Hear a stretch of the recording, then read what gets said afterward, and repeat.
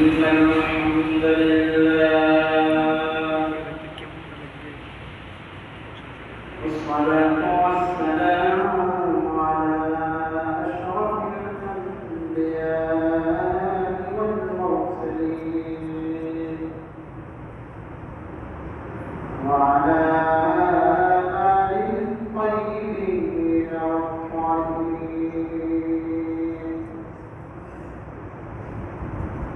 والحمد لله رب العالمين.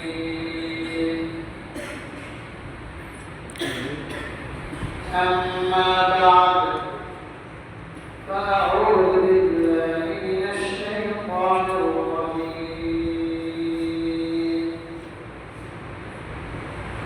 بسم الله الرحمن الرحيم.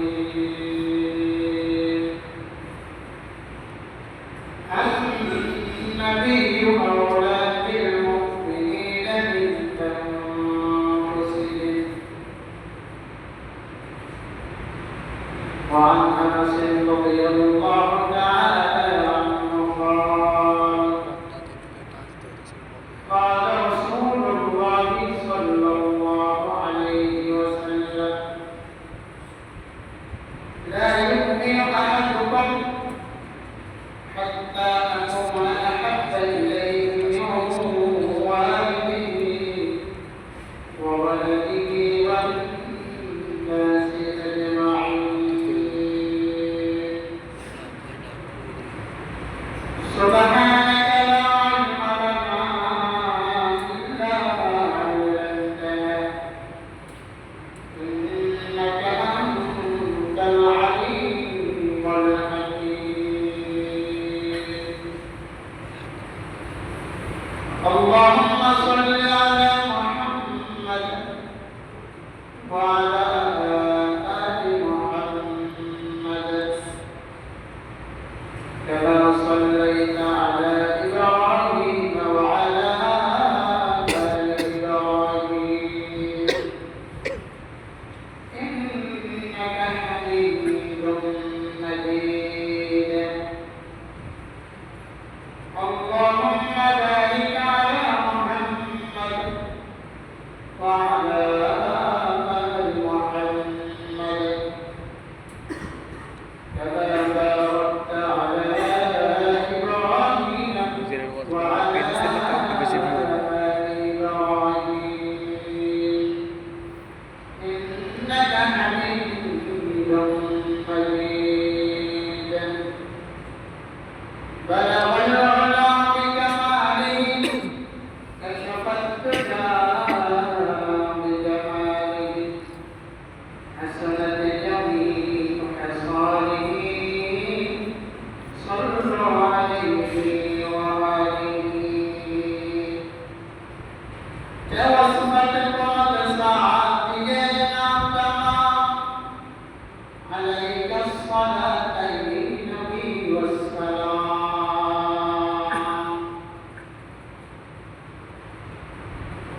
আল্লাহ পাকের দরবারে সর্বপ্রথম আল্লাহর শুকর আদায় করছি যে আল্লাহ তাআলা আমাদেরকে আল্লাহর ঘর পবিত্র স্থান মসজিদে এসে কোরআন হাদিসের আলোচনা করার এবং শোনার তৌফিক দান করেছেন। সকলে বলে আলহামদুলিল্লাহ।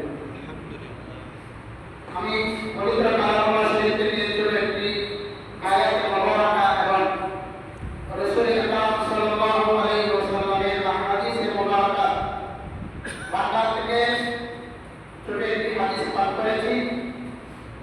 আয়াতে মুবারাকা তিলাওয়াতকৃত আয়াত এবং হাদিসকে সামনে রেখে কিছু কথা বলা প্রয়াস করা বড় আল্লাহ তৌফিক দিয়েছেন।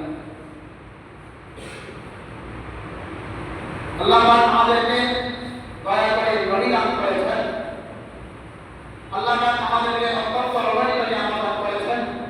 তার মধ্যে উল্লেখযোগ্য একটি নিয়ামত হলো আল্লাহ আমাদেরকে সর্বশ্রেষ্ঠ নবী সাইয়্যিদুল আউয়ালিন ওয়াল আখিরিন হযরত মুহাম্মদ মুস্তাফা আহমদ মুস্তাফা সাল্লাল্লাহু আলাইহি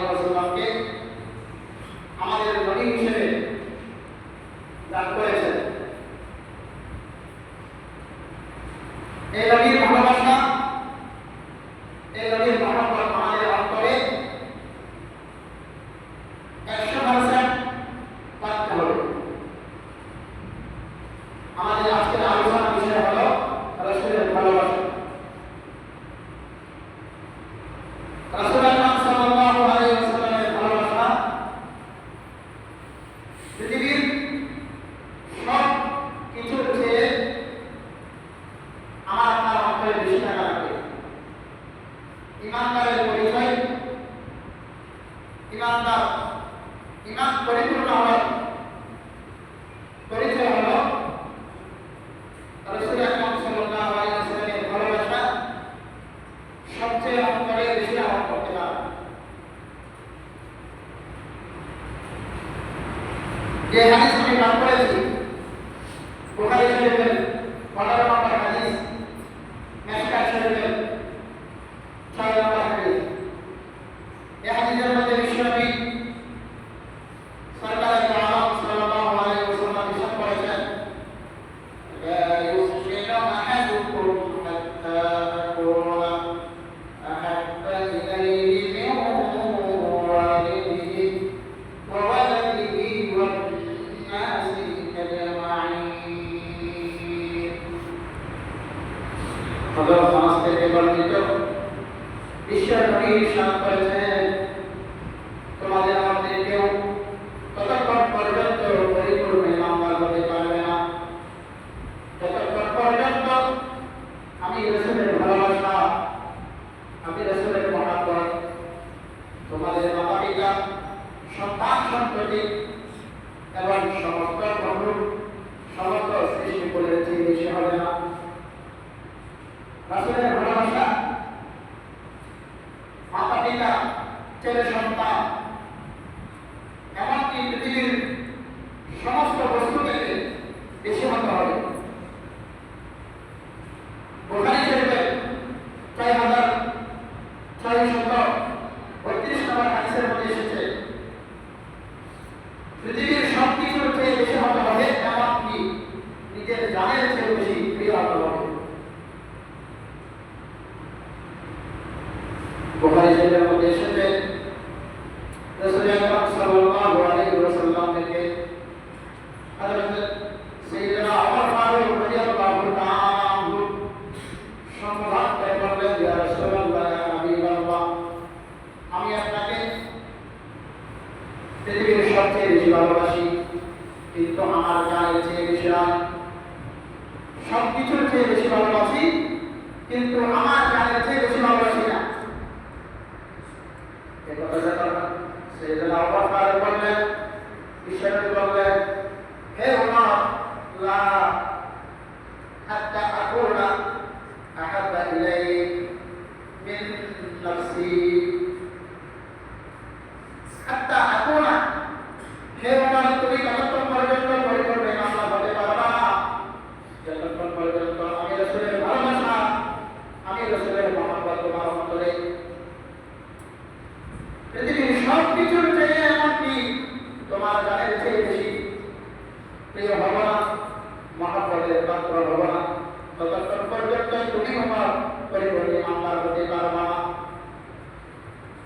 ওমর রাদিয়াল্লাহু তাআলা আনহু একটু চিন্তা করলেন, একটু পর বললেন, ইয়া রাসূলুল্লাহ, এখন আমি সাক্ষ্য দিচ্ছি পৃথিবীর সব কিছুর চেয়ে, এমনকি আমার জানের চেয়েও আমি আপনি নবীকে সবচেয়ে ভালোবাসি। সুবহানাল্লাহ। রাসূল বলেন, হে ওমর, এখন তোমার ইমান পরিপূর্ণ হয়েছে, এখন তোমার ইমান পরিপূর্ণ হয়েছে। বোঝা গেল রাসূলের ভালোবাসা নিজের ছেলে সন্তান, আত্মীয় স্বজন, মা বাবা, এমনকি নিজের জানের চেয়েও বেশি ভালোবাসতে হবে, প্রিয় হতে হবে, তাহলে পরিপূর্ণ ইমানদার হওয়া যাবে না। কারণ কি? এটা কারণ টাকা লাগবে। মুহাদ্দিসিনে কেরাম বলেন, পৃথিবীর এক মানুষ অপর মানুষকে 4টি কারণে ভালোবাসে। 4টি গুণ কোন মানুষের কাছে থাকলে একে অপরকে ভালোবাসে। কয়টা গুণ? 4টা গুণের কারণে মানুষ একে অপরকে ভালোবাসে। 1 নম্বর গুণ হলো সৌন্দর্যের গুণ। যে মানুষটা সুন্দর হয়, যে মেয়েটা সুন্দর হয়, তাকে মানুষ ভালোবাসে। যেমন ইউসুফ আলাইহিস সালাতু ওয়াস সালামের সৌন্দর্য দেখে মিশরের মেয়েরা, মিশরের মহিলারা পাগল হয়ে গেল। এমনকি মিশরের মেয়েরা ইউসুফ আলাইহিস সালামের সৌন্দর্যের প্রতি মুগ্ধ হয়ে বলেছিলেন, কুলনা হাসানিল্লাহ মা হাযা বাশারা ইন হাযা ইল্লা মালাকুন কারীম। মিশরের মেয়েরা বলতে লাগলো, ইউসুফ তো মানুষ নয়, মানুষ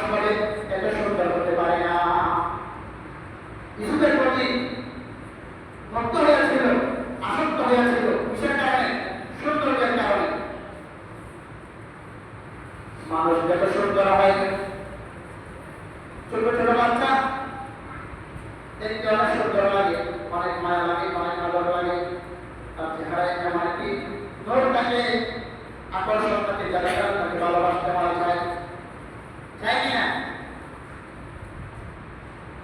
তাহলে যে কত বেশি সুন্দর হবে, তার ভালোবাসা কত বেশি হবে। এখন আমাকে বুঝতে হবে আমার নবী যেমন সুন্দর ছিল, আমার নবীর সৌন্দর্য একদম সর্বশ্রেষ্ঠ সৌন্দর্য হতে হবে। কেন? রসুলকে সবচেয়ে বেশি ভালোবাসা লাগবে।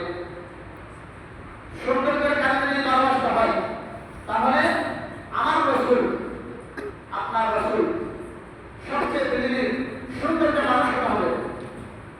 এখন আমরা দেখি রসুলের সৌন্দর্য সম্পর্কে কে কি বলেছেন?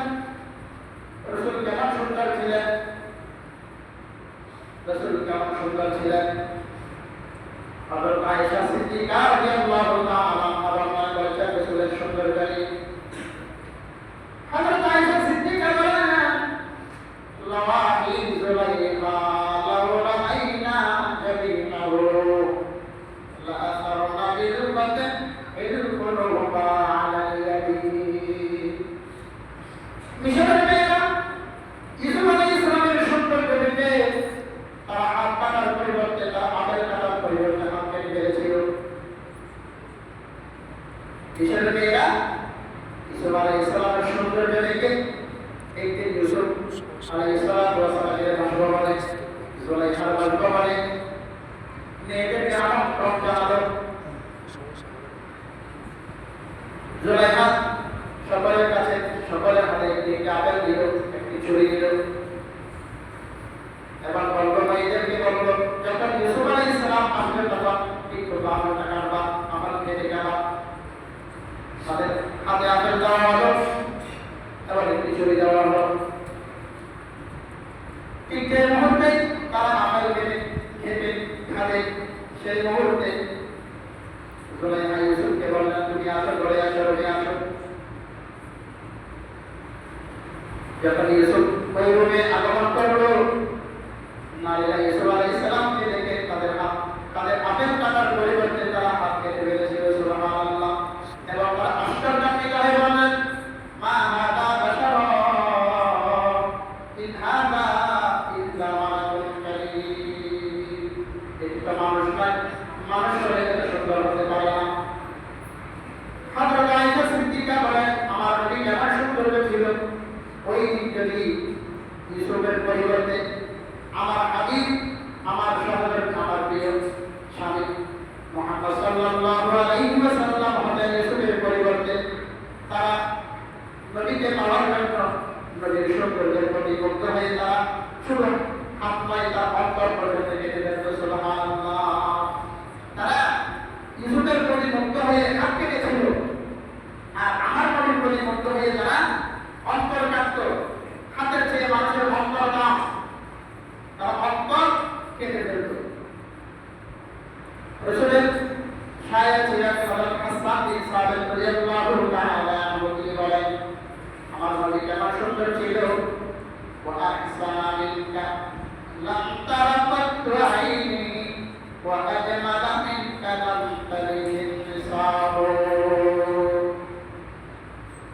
আমার যুগে পৃথিবীর অনেক মানুষ আমি দেখেছি, হে নবী আপনার যে সুন্দর মানুষ আমি আর দেখি নাই।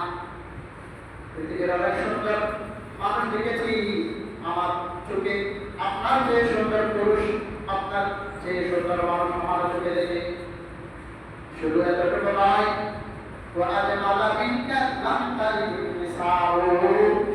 কত মেয়েরা আছে জন্মলে, আপনার মা যে ছেলে জন্ম দিয়েছেন, এরকম পুরুষ পৃথিবীতে আর কোন মহিলা জন্ম দিতে পারেনি। সুবহানাল্লাহ। হাসান বিন সাবিত তারা বলেন, খুলিকুকা মুবাররাআন মিন কুল্লি আইবিন। হে নবী, আপনাকে এমনভাবে সৃষ্টি করা হয়েছে, আপনাকে সমস্ত দোষ ত্রুটি থেকে মুক্ত করে কত পবিত্র করে সৃষ্টি করা হয়েছে। কান্নাকা কদর খুলিকুকা কামা তাশাউ। মনে হয় আপনি যেমনি চেয়েছেন তেমনি করে আপনাকে সৃষ্টি করা হয়েছে। সুবহানাল্লাহ। তাহলে রাসূল কিরকম সৌন্দর্য ছিলেন?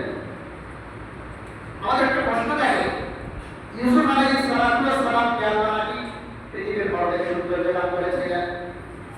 এরকম একটি কথা সমাজে প্রসিদ্ধ আছে, আমার রসুলকে কেমন সৌন্দর্য দিয়েছিল, এই কথা কে বলছিলেন? রাসূলুল্লাহ সাল্লাল্লাহু আলাইহি ওয়াসাল্লাম বলেছিলেন, পৃথিবীর সবচেয়ে সুন্দর ইসুফকে দেওয়া হয়েছিল, সেটা রসুল ব্যতীত। রসুল ব্যতীত আরেকটা কথা হলো, রসুল কিছু মানুষ সমাজের পর সাজাতে রসুল সাল্লাল্লাহু আলাইহি ওয়াসাল্লামের ছেলে সাইয়্যিদুনা ইউসুফ বেশি পর সাজিয়ে মান বেশি পর সমাজের সুন্দর বেশি হয় না, মান একটা তত্ত্বে সারা মানা হচ্ছে মিশরি মানুষ তত্ত্বে যদি সারা হয় এটা কি দেখতে সুন্দর? সুন্দর একটা মানুষ সুন্দর হওয়ার জন্য অনেক কিছু প্রয়োজন, দেখতে আকর্ষণ করতে হবে, শরীরের কথা সুন্দর হতে হবে। বিশ্বের মধ্যে অনেক প্রতি বছর নারী প্রতিযোগিতা হয় সুন্দরী, সে কেন একটা ক্যাটাগরি থাকে, কোন ক্যাটাগরিতে সে উত্তীর্ণ হলে সর্বশ্রেষ্ঠ সুন্দরী বলা হবে, এরকম একটা কথা আছে। শুধু পড়াশোনা হলেই সুন্দর হয় না, সব দিকে মিলে চতুর্দিক মিলে একটা মানুষের সৌন্দর্যের বিবেচনা করা হয়। মুফাসসিরিনে কেরাম লিখেছেন, সব দিক থেকে বিবেচনা করে আমার রাসূল সাল্লাল্লাহু আলাইহি ওয়াসাল্লাম সর্বশ্রেষ্ঠ সৌন্দর্য ছিলেন। সেই হিসেবে রাসূলুল্লাহ সাল্লাল্লাহু আলাইহি ওয়াসাল্লাম পৃথিবীর সর্বশ্রেষ্ঠ সুন্দর হলে বেশি ভালো লাগে, সৌন্দর্য হলে মানুষের দিক আকর্ষণ হয় বেশি, সেই হিসেবে রাসূল সবচেয়ে সৌন্দর্যের পাত্র, মহব্বতের পাত্র, এক নম্বর। দ্বিতীয় নম্বর, মানুষ একে অপরকে ভালোবাসে। দ্বিতীয় নম্বর গুণ হলো যোগ্যতার কারণে। অনেক মানুষ দেখতে খাটো, শরীরের আকৃতি যেমন সৌন্দর্য হয়, কিন্তু বিচারপতি শাইখুল হাদিস অথবা সমাজের বিভিন্ন নেতৃত্ব স্থানে যোগ্য ব্যক্তিরা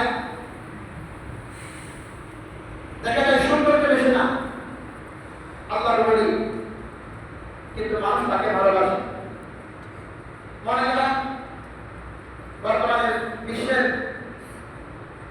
বিশ্ববরেণ্য স্কলারদের মধ্যে একজন হলো মুফতি ইয়াসিন কাজী উসমানী। ওনার দেখতে যেমন সৌন্দর্য না, তাকুলো বাঁকা, কিন্তু মানুষ ওনাকে সকলের শীর্ষে সম্মানের স্তরে রাখে, সম্মানের পাত্র হিসেবে দেখে। কেন? যোগ্যতার কারণে। যে যত বেশি যোগ্য হয় সে তত বেশি সম্মানের অধিকারী হয়। আর পৃথিবীর মধ্যে যোগ্যতার প্রশ্নে আমার আপনার নবী সকলের ঊর্ধ্বে, যোগ্যতার ক্ষেত্রে প্রশ্নেই আসে না।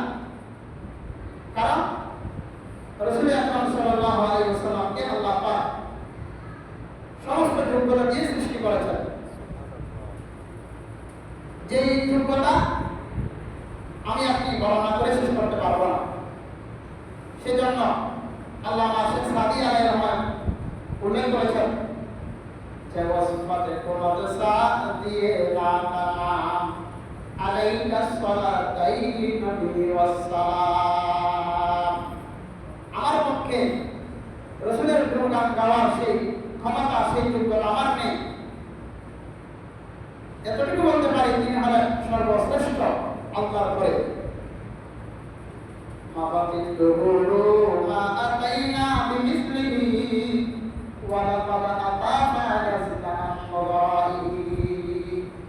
পৃথিবীর মধ্যে অনেক মানুষ ভূমিষ্ঠ হয়েছেন, কিন্তু আমার আপনার রাসূলের মতো এরকম কোন মানুষ পৃথিবীতে আসবেও না। সেজন্য কবি বলেন, লা ইউমকিনু সালাতু কামা কানা হাক্কাহু বাদা যুহুদা বুজুরগি তুই বিসার মুখতাসার। আমি আপনার প্রশংসা করে আমরা শেষ করতে পারবো না, আপনার গুণগান বর্ণনা করে, আপনার যোগ্যতা বর্ণনা করে আমরা শেষ করতে পারবো না। এতটুকু বলতে পারি, আল্লাহর পরে সমস্ত সৃষ্টি করে পড়ে হলেন আপনি। যেহেতু রাসূলের কাছে সবচেয়ে বেশি যোগ্যতা ছিল আল্লাহর পরে, সেই হিসেবে তিনি সবচেয়ে বেশি মহব্বতের পাত্র হওয়ার দাবিদার। দ্বিতীয় নম্বর, কয়টা কারণে মানুষকে ভালোবাসে বলেছে না?